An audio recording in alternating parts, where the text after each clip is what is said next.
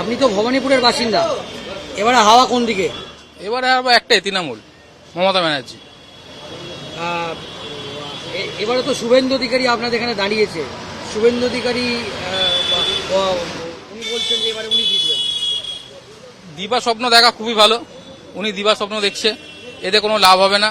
পরিযায়ী পাখির মতন আসছে, এসে উড়ে চলে যাবে আবার। আচ্ছা, আপনি এখানের যে বাসিন্দা, মুখ্যমন্ত্রী মমতা বন্দ্যোপাধ্যায় কিরকম কাজ করেছে? মুখ্যমন্ত্রী যা কাজ করেছে আমাদের ওয়ার্ডে বা আমাদের মানে বিধানসভা এলাকায় সবাই মানুষ দেখতে পাচ্ছে, সবার প্রশংসা মুখ্যমন্ত্রী পাচ্ছে।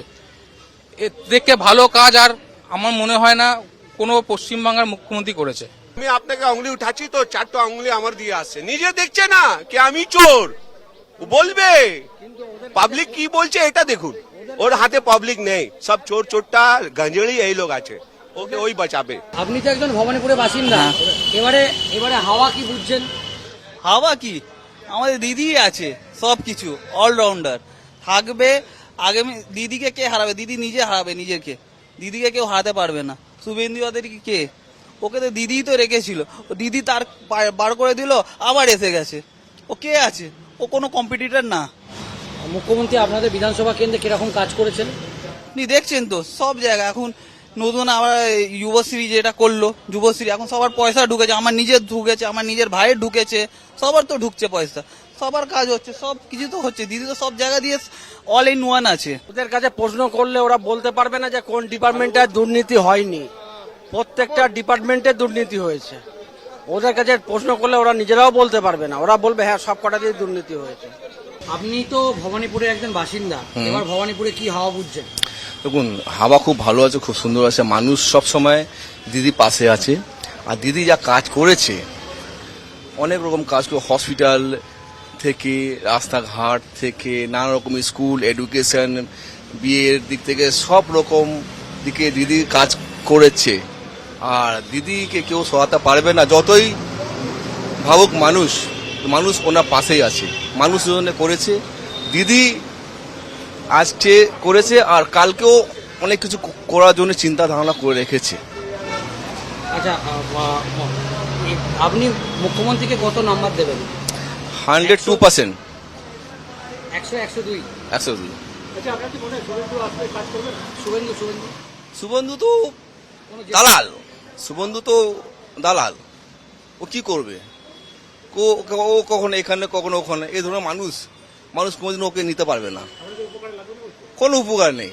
যে দালাল মানুষের এপার ওপার থাকে, মানুষ কি ওকে ডেকে নিয়ে আসতে পারে? দিদি নিজের জীবনে অনেক কিছু করেছে। দিদি নিজের জীবনে আজ পর্যন্ত নিজের না ভেবে মানুষের পাশে দাঁড়িয়েছে। তো মানুষ দিদিকে আগেও ডেকেছিল 2011-তে, আর 2026-এ খুব সুন্দরভাবে দিদি নিয়ে আসবে। তৃণমূল কংগ্রেস নেগেটিভ রাজনীতিতে চলে গেছে, ব্যাকফুটে চলে গেছে। আমরা অ্যাকশন করছি, ওরা রিয়াকশন করছে। প্রথম লড়াইটা যে আমরা প্রথম থেকে আমরা এগিয়ে রয়েছি, শুভেন্দু অধিকারী ভবানীপুর থেকে বাপের বেটা নাম ডিক্লেয়ার হয়ে গেল, নাম ডিক্লেয়ার করে মমতাকে চ্যালেঞ্জ ছুড়ে দিল। যদি মমতার ক্ষমতা থাকতো সে নন্দীগ্রাম থেকে ভরতো, আবার নন্দীগ্রামে লোক পাচ্ছে না ইলেকশন লড়ানোর জন্য, তাই যাকে তাকে ধরে দিয়ে দিয়েছে নন্দীগ্রামে, নন্দীগ্রাম থেকে পালিয়ে গেছে। আর ভবানীপুরে এখন এদের অবস্থা খারাপ। ভবানীপুরে কি যে হবে এখন মমতা বন্দ্যোপাধ্যায় ভালো করে বুঝে গেছে। তো আজ শুভেন্দু অধিকারী বাপের বেটা নন্দীগ্রাম থেকে এসে, নন্দীগ্রামে হারিয়েছে, আর নন্দীগ্রাম থেকে এসে এখানে চ্যালেঞ্জ করে ভবানীপুরে ওর মাটিতে ওকে হারাবে। এই ভবানীপুরটাকে তৃণমূল কংগ্রেস আর এই ভাইপো আর অভিষেক ব্যানার্জি আর এই পুরো ব্যানার্জি ফ্যামিলি পুরো লুটেছে। এই পুরো হরিশ মুখার্জি রোড, ওই রোডে ওখানকার মানুষকে জিজ্ঞেস করুন এদের অত্যাচার, কিভাবে প্রপার্টিগুলো দখল করেছে, মানুষের দোকান, মানুষের বাড়ি, কিভাবে আশেপাশে সব দখল করেছে এরা। এদের দ্বারা মানুষ এখানে অত্যাচারিত হয়েছে, উপকৃত হয়নি। এই পশ্চিমবঙ্গের মানুষ জবাব দেবে। আর শুভেন্দু অধিকারী এই পশ্চিমবঙ্গের সনাতনীদের, এই পশ্চিমবঙ্গের মানুষের উনি কণ্ঠস্বর হয়ে গত 5 বছর ধরে লড়াই দিচ্ছেন। আর সাগর থেকে পাহাড় আর নন্দীগ্রাম থেকে কলকাতা, উনি যে লড়াইটা দিয়েছেন মানুষ অবশ্যই ওনার পাশে ছিল, ওনার পাশে থাকবে। আর ভবানীপুর থেকে আমাদের বিধায়ক হতে চলেছেন শুভেন্দু অধিকারী, এটা ভবানীপুরের মানুষ বলছে, আমরা বলছি না। এখান থেকে একটা জোরদার টক্কর হবে আর একটা স্ট্রং ক্যান্ডিডেট হিসাবে আমাদের একটা ক্যান্ডিডেট এসছেন শুভেন্দু অধিকারী, উনি হারাবেন, এটা আমাদের নিশ্চিত। এবারে ভবানীপুরের কি হাওয়া কি বুঝছেন? দাদা, ভবানীপুরে হাওয়া যেরকম ছিল সেরকমই থাকবে। আচ্ছা কেন কি আমাদের সিএম আমাদের এরিয়া থেকে আমাদের গর্বের ব্যাপার। আচ্ছা, আমি তো মানে দিদি না দাদা? দিদি। দিদি দিদি আমাদের এরিয়ার থেকে দাঁড়ায়, আমাদের বিধানসভা থেকে দাঁড়ায় দিদি, আর আমাদের সিএম আছে উনি। এর থেকে বড় ব্যাপার কোথায় আর, হ্যাঁ না? কাজ তো দেখুন, কাজ কেউ একা করে না, টিম ওয়ার্ক হয়, ঠিক আছে? একজন কেউ কাজ করতে পারে না। আচ্ছা, এই শুভেন্দু তো একবার নন্দীগ্রামে দিদিকে হারিয়ে দিয়েছিল, এখানে কি কোনো সম্ভাবনা আছে নাকি? সে দেখুন, হার জিত লেগেই থাকে। হ্যাঁ, ওটা এগিয়ে দিদি নাকি? দিদি এখানে সবসময় এগিয়ে। আপনি ভবানীপুরের বাসিন্দা তো? হ্যাঁ, ভবানীপুরের বাসিন্দা। আচ্ছা, এবার হাওয়া কিরকম বুঝছেন? হাওয়া তো ভালোই আছে, দুদিকে সমান পাল্লা আছে, মানে ফাইট খুব জোর হবে, 50-50? 50-50। মানে হ্যাঁ। দিদি 50, দাদাও 50? হ্যাঁ, এখন মানে কনফার্ম নেই, তাহলে আশা করি আমার মনে হচ্ছে 50-50 হবে। ভবানীপুরের স্থানীয় একজন বিজনেসম্যান, হ্যাঁ, তো এবার হাওয়া কি বুঝছেন? এবার হাওয়া যেরকম হয়েছে সেরকমই হবে, দিদি আসবে। আচ্ছা, কেন মনে হচ্ছে না দিদি আসবে না? দিদি তো সব, দিদি যত প্রতিনিধি সবাই তো কাজ করছে, ঠিকঠাকই তো কাজ করেছে, অসুবিধা কোথায় আছে?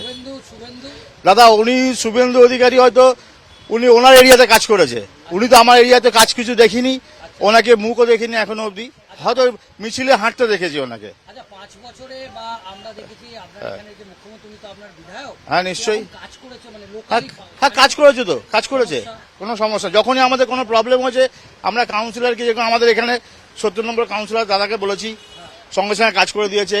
71 নম্বরে আমার বাড়ি, হ্যাঁ, বাবলুদাকে বলেছি, সঙ্গে সঙ্গে জলের প্রবলেম সব করে দিয়েছে। তা আশা করি তো আমরা তাকেই ভোট দেবো যে আমাদের কাজ শুনবে। এখন যদি নতুন লোক যদি কেউ আসে এখানে, সে কতটা রাস্তাঘাট চিনবে, কতটা কিছু চিনবে। হ্যাঁ, সংস্কার তো হয়েছে তো, কে বললো হয়নি? এত রাস্তা পরিষ্কার চওড়া হয়েছে, যে ফুটপাতের নেমে রাস্তা চলে যাচ্ছিল সেটা ব্যারিকেড করে দিয়েছে দাদা। হ্যাঁ, এই তো ভালো কাজ করে দিয়েছে। ভালো কাজ করেছেন, কারণ আমাদের ওখানে আলো টালো সমস্যা ছিল, উনাকে বলার সাথে সাথে উনি ওই ব্যবস্থাগুলো করেছেন। তারপর ধরুন নিয়মিত রাস্তাঘাট পরিষ্কার করানো, এই কাজগুলো উনি করেছেন নিয়মিত, এবং যে কোনো সমস্যা নিয়ে ওনার কাছে গেছি, উনি সঙ্গে সঙ্গে চেষ্টা করেছেন, হয়তো তক্ষুনি হয়নি কিন্তু চেষ্টা করেছেন, পরে আমরা সেই সমস্যাটার সমাধান পেয়েছি। আর এবারে আপনি কাকে এগিয়ে রাখছেন? আর সেটা তো এখন বলা যাবে না।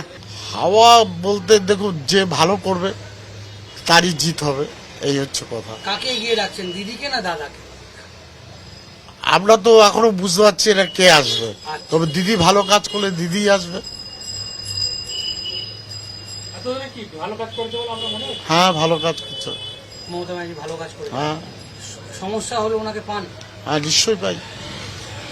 আমরা বাবাইদার কাছে যাই, বাবাইদার সমস্যার সমাধান করে দেয়। স্থানীয় কাউন্সিলর বাবাইদা যার সমস্যার সমাধান করে।